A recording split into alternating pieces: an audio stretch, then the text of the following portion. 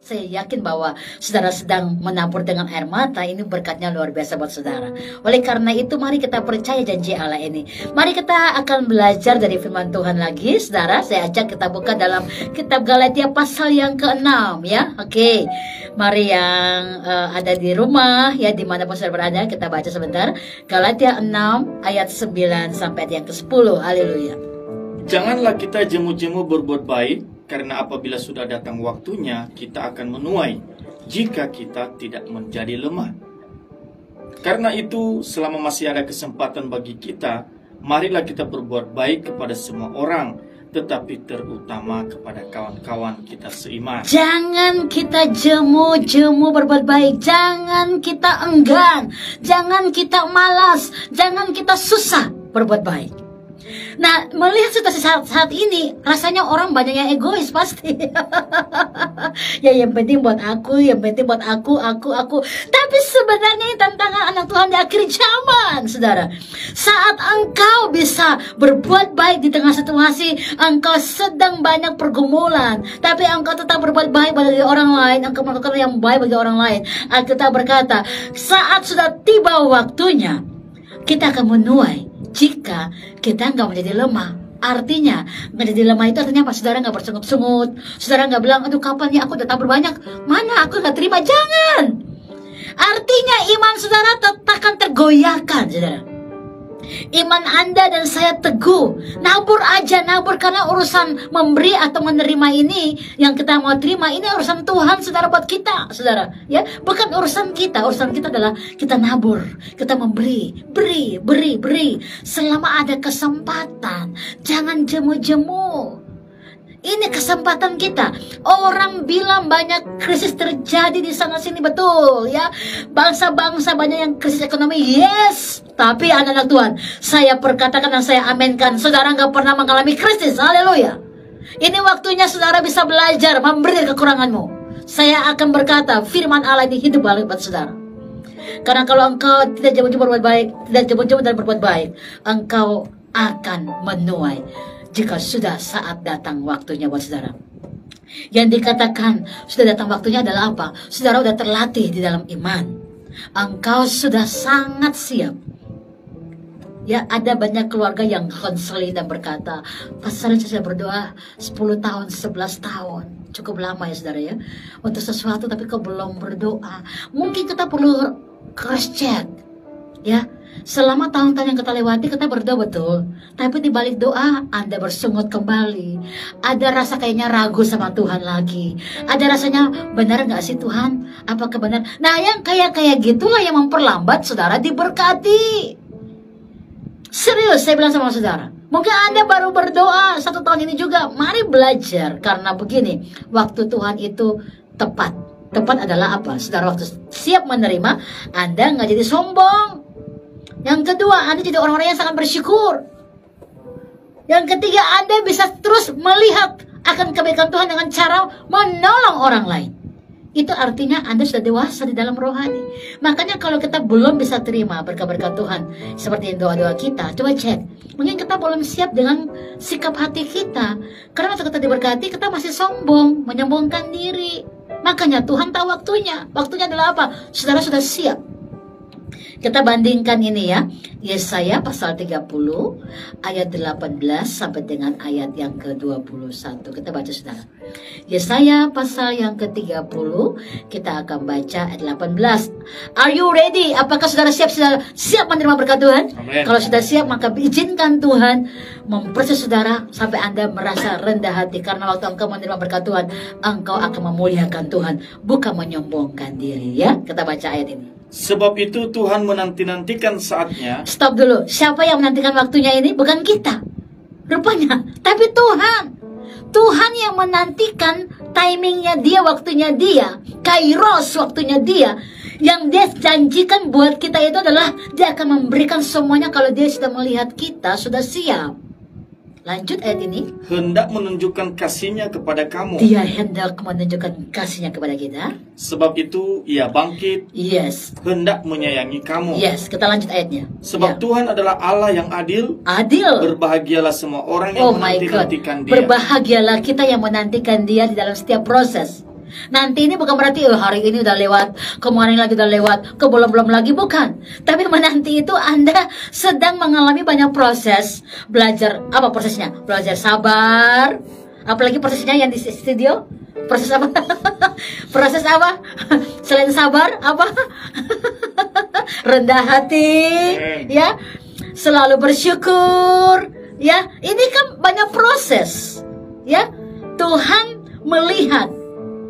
Kita akan berbahagia kalau kita sedang melihat prosesnya Tuhan untuk kita menikmati berkat-berkatnya. Itu akan indah sekali. Dan ayat ini menjelaskan lagi, kita baca. Masih lanjut ya. Sungguh hai bangsa di Sion yang diam di Yerusalem. Yes. Engkau tidak akan terus menangis. Tuhan bilang sudah stop waktunya engkau menangis tadi. Nabur dengan air mata. Udah stop sekarang. Waktunya menua dengan sorak-sorai. Lanjut. Tentulah Tuhan akan mengasihani engkau. Tuhan mengasihi kita. Apabila engkau berseru-seru. Berseru-seru berarti apa? Continue. Jangan berhenti. Pada Jangan saat berhenti. dia mendengar teriakmu. Pada saat dia berkata, oh anakku udah ketekun dan selalu tekun mencari aku, ia akan menjawab. Dia menjawab tepat pada waktunya. Amin. Lanjut. Dan walaupun Tuhan memberi kamu roti dan air serba sedikit. Thank you. Saya kasih contoh dulu. Ini di depan saya ini ada kopi yang dibuat oleh teman-teman studio. Enak. Ini kopi, air. Bicara tentang apa? Roti dan air serba sedikit. Ini bicara tentang apa? Makanan jasmani. Ya. Namun pengajarmu tidak serba akan menyembunyikan sedikit. diri lagi. Mungkin hari ini makan apa adanya. Oh, saya bilang saudara, coba Anda nikmati mungkin hanya nasi dengan garam, tapi Anda bilang terima kasih Tuhan untuk capcay, pyonghai, siomay, lai-lai. Berkat-berkat yang begitu banyak. Anda bersyukur. Saya percaya yang Anda makan nasi putih tadi seperti makannya, wow, itu luar biasa di restoran. Kenapa? Karena orang makan itu kalau dengan hati yang bagus, nikmatnya luar biasa. Kalau Anda makan di restoran yang hebat, yang bagus juga, tapi kalau hatimu nggak enak, rasanya pahit semua, saudara. Makanya kita perlu makan dan menikmati dengan hati yang bersyukur. Amen. Tuhan berkata, jika Tuhan mengizinkan engkau makan dan minum air dan roti serba sedikit, setiap hari kayaknya itu aja, jangan noleh ke tetangga. Ke tetangga saya makannya daging terus. Come on, jangan. Nikmatilah dengan hati yang bersyukur.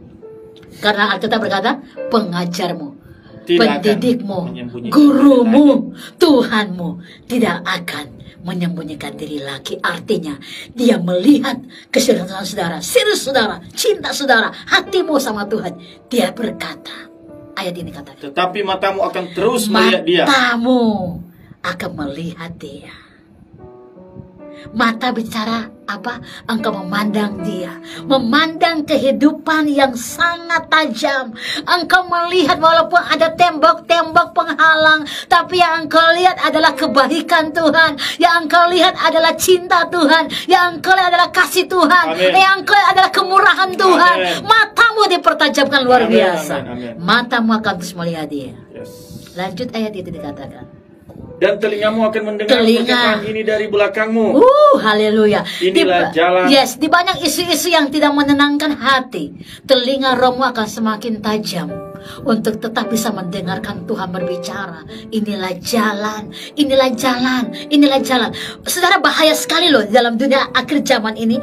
Kalau engkau tidak bisa peka mendengarkan suara Tuhan, maka engkau akan kehilangan segala berkat-berkat Tuhan bagi saudara. Saat engkau nggak bisa tajam mendengarkan suara Tuhan, engkau akan kemakan dengan semua situasi dunia yang sangat mengecam ini. Makanya Alkitab berkata, saat engkau bersyukur kepada Tuhan, maka engkau akan mendengar inilah jalan. Berjalanlah entah kamu menganan atau ke kiri. Luar biasa. Artinya, entah situasi buat engkau ke kanan, ke kiri, apapun situasi, tapi engkau akan tetap bisa mendengarkan suara Tuhan. Di akhir zaman, anak-anak Tuhan harus lebih tajam mempertajamkan telinga rohnya. Caranya, hatimu. Jangan suka pelit. Karena Alkitab berkata, orang pelit pun gak masuk kerajaan surga. Pelit menegur orang karena ini orang anak-anak Tuhan yang akhir zaman yang saya lihat. Udah tahu temannya salah, tapi karena sungkan dengan teman, takut dijauhi teman, udah gak mau ngomong. Anda biarkan dia masuk neraka, saudara. Dan Anda yang Alkitab katakan udah tahu kebenaran, nggak tegur juga, Anda pun menanggung dosa orang itu. Ini ngeri sekali. Jangan putar balik firman. Saudara harus berani berapa harga bayarnya. Kebenaran adalah jalan, saudara. Untuk mempertajam telinga roh ini nggak main-main, saudara. Nggak main-main. Setiap pagi, setiap malam, minta Roh Kudus pertajamkan telinga roh saudara. Minta Roh Kudus pimpin saudara.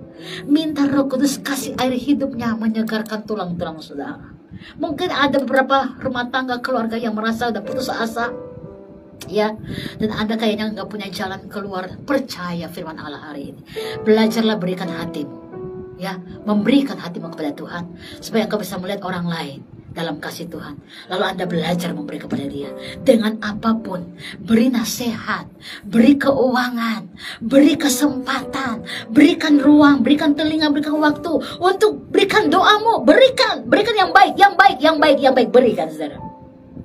Ya, berikan. Maka Anda akan melihat kasih dan kebaikan Tuhan. Tadi sore ada teman saya ke rumah dan dia berkata seperti ini. Saya datang ke satu teman saya, dia bilang begitu. Saya datang ke teman saya, Bu Sarlin. Saya bilang, kenapa ke temannya? Karena saya ingin tanya dia. Saya dengar kamu menceritakan yang gak baik sama saya. Dan itu membuat saya jadi lemah. Saya bilang sama dia, Bu Sarlin, apa yang kamu ngomong? Saya bilang, kalau kamu cerita saya yang jelek, saya yang mendengar, saya jadi buruk. Bukan yang bagus terjadi buat saya. Dan kamu jadi tambah buruk karena kamu memberikan berita yang buruk. Tapi kalau kamu menceritakan saya yang baik, saya yang mendengar itu, saya jadi baik terus. Dan kamu jadi baik. Saya merenungkan kata-kata itu, saya bilang, iya juga, itu masuk akal. Tanpa sadar, kita bicara orang jelek, orang lain dengar tentang dia yang dibilang jelek, dia tambah jelek, putus asa. Anda jadi berdosa juga. Tapi coba kita bilang, ini orang luar biasa, maju terus, bla bla, hal yang baik, dia pun akan didengar dia baik, dan orang yang memberi kata-kata yang baik juga jadi baik. Dunia ini sedang busuk dalam segala hal, bau yang harum, yang bukan harum yang kita dengar, bau yang busuk di mana-mana. Anda anak-anak Tuhan perlu untuk memberikan parfum-parfum yang bau harum, untuk menghilangkan bau-bau yang gak enak itu, saudara. Mata roh, telinga roh saudara harus tajam. Kalau kita mengerti kebenaran firman, belajar dan belajar dari Roh Kudus yang lemah lembut. Karena kalau dia berfirman, kita akan disembuhkan. Kalau dia bersabda, kita akan diselamatkan. Itu firman Allah yang meneguhkan iman kita. Kita percaya janji Allah ini. Kita percaya janji Allah ini, amin.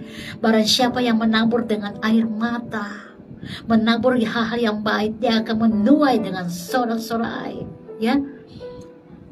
Dan kita percaya apapun yang terjadi dalam hidup kita, jangan pernah ragu tentang kasih Tuhan. Karena kalau dia berfirman, kita akan disembuhkan. Firman Allah malam ini akan menyembuhkan kita, amin. Kalau dia bersabda, kita akan diselamatkan. Kita pegang janji Allah itu, amin, amin. Nabur dengan air mata, hal-hal yang baik, engkau akan menuai. Dan kalau engkau memberi dalam segala hal, pada saatnya jika engkau nggak jadi lemah, imanmu tetap kuat, engkau akan menuai dengan sorak-sorai. Haleluya. Terima kasih Roh Kudus. Apapun yang terjadi dalam hidupku ini, tak pernah ku ragukan kasih-Mu Tuhan. Lewat gunung yang tinggi, dalam lembah yang curam, tak pernah ku ragukan janji-Mu Tuhan. Kau berfirman dan sembuhkanku, amin. Kau bersabda, yes, dan selamatkanku. Tiada yang mustahil bagimu. Yesus, ku percaya pada. Kita percaya janji Allah. Kalau kita mulai membangun roh kita di dalam Dia, ya, Anda harus yakin firman itu ya dan amin buat kita. Percaya sungguh-sungguh dan fokus kepada Dia, fokus kepada janji Allah, amin. Saatnya kita mulai menabur dengan hati kita, nabur yang baik dengan hati. Karena takaran yang kau pakai untuk menabur, Allah akan memberikan itu sesuai dengan takaranmu juga. Haleluya. Percaya janji Allah. Oh, kau berfirman dan sembuhkanku. Amin. Kau bersabda dan selamatkanku. Tiada yang mustahil bagimu. Yesus, ku percaya pada. Janji Allah adalah waktu engkau menabur, berbuat baik, gak jemu-jemu, akan datang waktunya engkau akan menuai. Jika engkau gak jadi lemah dalam iman, saat engkau sudah menabur, bersyukur, dan bersyukur. Apapun yang engkau tabur kepada siapapun, dan mungkin dia nggak membalasnya, atau dia nggak berterima kasih kepadamu, jangan pikirkan itu. Yang penting hatimu udah belajar menabur, belajar memberi. Itulah iman yang kokoh. Karena Alkitab berkata, saat engkau tetap kuat, nggak jadi lemah, maka engkau akan menuai apa yang engkau tabur. Malam ini, mari belajar dengan hatimu dan meminta Roh Kudus menolong engkau dalam segala keadaan dan situasi. Haleluya. Pendengar Sasando, itu tadi firman Tuhan yang sudah dibagikan. Kita sudah bisa berbagi, kita bisa belajar ya setiap minggunya di program Rise and Shine. Baik, saatnya kita membuka kesempatan untuk mau bergabung ya, tanya ataupun juga mengirimkan doa di 0856 2929 400. Sambil menunggu atensi dari Anda pendengar Sasando, kita juga mau bertanya gitu ya, Bu Sarlin. Yes, oke. Topik kita hari ini adalah memberi dan menerima. Yes. Ya, kalau buat saya sendiri gitu ya, kalau terpikir soal memberi dan menerima itu akan lebih banyak memikirkan yang menerimanya. Bisa, tapi mungkin lebih ke materi nih, Bu. Materi, yes, oke. Apakah ini memang seperti itu khusus di materi dan keuangan atau ada hal yang lain, Bu Sarlin, yang bisa kita? Iya, memang sebenarnya ini bukan soal materi aja, tapi percaya nggak bisa dipungkiri. Orang kalau bilang memberi materi, wah itu sulitnya minta ampun. Seperti kita bilang, suruhlah orang malas, itu sama seperti cuka pada gigi. Itu saya juga bingung, kenapa kalau bicara memberi udah langsung tutup telinga, nggak mau, kayaknya merasa rugi dan seterusnya. Tapi kalau Anda sudah bisa melakukan dalam soal-soal finansial, soal-soal jasmani, materi, Anda sudah bisa menabur, saya percaya Anda orang yang paling beruntung, karena pada saat imanmu tetap kuat, Anda akan menuai apa yang Anda tabur. Yes. Ini satu yang menarik juga nih, Bu Sarlin. Tadi kan kita baca satu ayat ya yang bilang bahwa ada yang menyebar harta, betul, dan bertambah kaya. Yes. Memang luar biasa tapi kekurangan. Iya. Nah, apakah ini juga mungkin ada orang gitu ya, kira oh ya sudah, saya sudah dengar ayat ini, oke, saya akan kasih atau membagi-bagikan banyak materi untuk orang segala macam biar saya dapat banyak. Kan bisa dibilang motivasinya salah ya. Iya, motivasi salah. Ini gimana dong? Iya, karena begini tadi saya katakan, soal memberi itu bukan soal Anda punya loh, tapi hatimu. Hatimu berarti begini, orang kalau punya hati memberi, dia nggak melihat ada apa nggak ada kan, tapi dia ingin memberi. Ini yang paling pertama. Sehingga apa yang dia punya, dia akan memberi. Nah gitu loh. Tapi kalau motivasi tadi memberi, ya aku dapat banyak nih ya. Bahkan ngeri kalau soal bicara perpuluhan pun, orang bisa titip sama orang lain. Kamu ke gereja ya? Titip ya? Come on. Ini bicara soal sikap hati. Karena Tuhan yang punya segala berkat di muka bumi, kita nggak bisa sogok, saudara. Tapi Tuhan mau hati kita sama Dia, saudara. Makanya kembali kepada sikap hati. Ada orang menabur dengan air mata. Ini Tuhan bicara tentang dia serius. Dia serius menabur dengan air matanya. Dia serius banget. Makanya Tuhan berjanji, mereka yang menabur maju dengan menanam benih-benih yang baik, ya, menabur terus dengan benih yang baik, benih doa, ucapan syukur, benih-benih yang terus menabur, memberi kepada orang. Pokoknya yang baik-baik dia lakukan sesuai dengan firman Allah. Pada saatnya dia akan memenuhi dengan sorak-sorai. Jadi ini sama sekali bukan soal memberi karena kita punya atau kita bisa, tapi ini bicara lebih kepada sikap hati yang memang benar-benar memberi karena hatinya yang mencintai Tuhan. Ini paling penting. Makanya Tuhan kasih contoh tentang orang kaya dan janda miskin di saat mereka memberi persembahan kepada Tuhan. sikap hati yang Tuhan puji adalah janda miskin. Karena dia memberi karena hatinya saudara. Sehingga terlihat hatinya itu semua yang dia punya, ini karena hatinya. Belum tentu loh, kalau Anda dikasih banyak, Anda akan beri semua, tidak mungkin. Ada banyak orang, Bu Salim tolong berdoa buat saya dapat berkat, saya akan mendukung pelayanan. Setelah dikasih berkat Tuhan, dia lupa apa yang dia doakan kemarin, diminta. Ini sikap hati sebenarnya. Jadi bicara kesadaran sikap hati. Malam ini kita belajar, kalau kita punya semuanya dan Tuhan berkata berilah juga, maka kamu akan diberi. Mari belajar untuk hal itu, sikap hati kita, ya.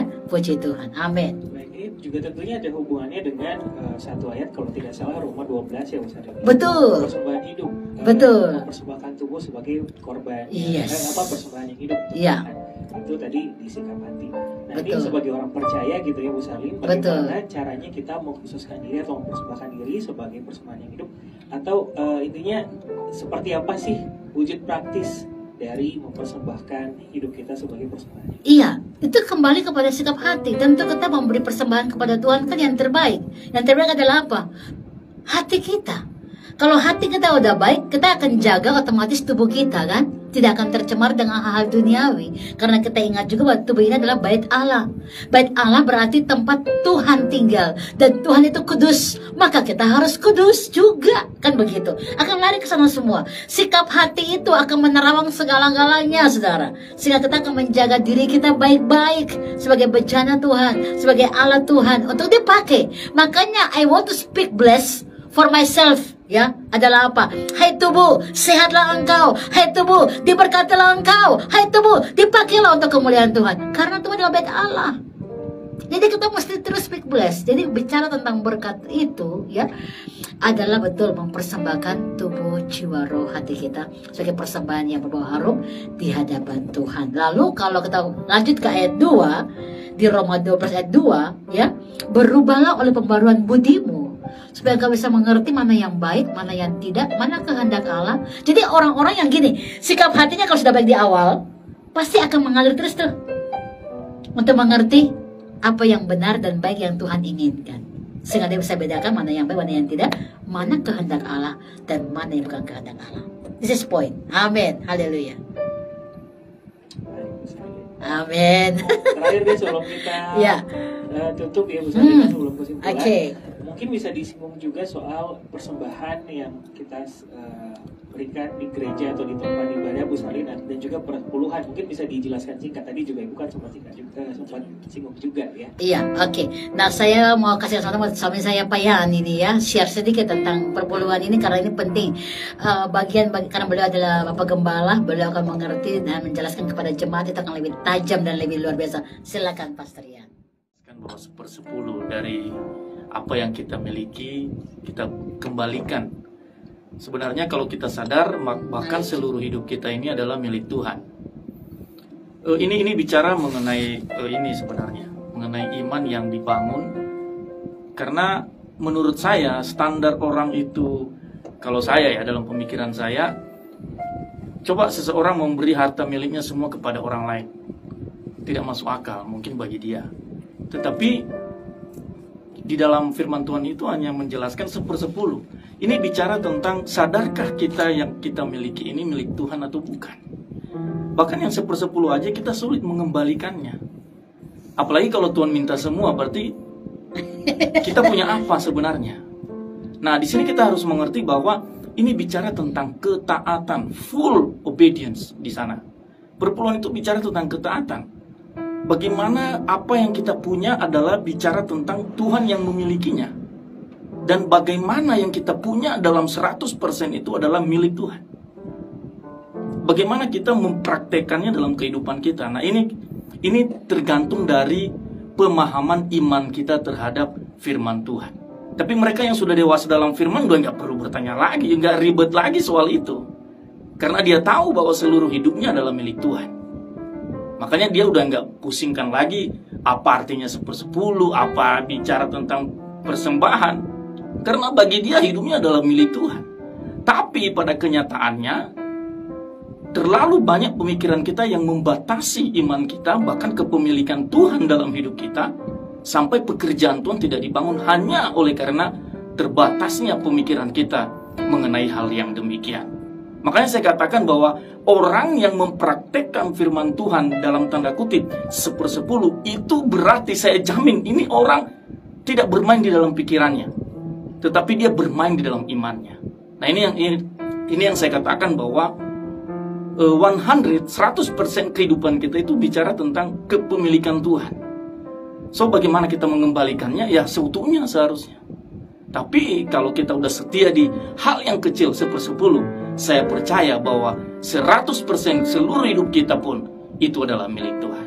Itu saja, Pastor Saleh. Terima kasih. Yes, haleluya. Sangat jelas ya, luar biasa. Amin. Baik, terima kasih Bu Sarli, Pastor Rian. Ini ada juga yang menemani kita malam hari ini. Yes.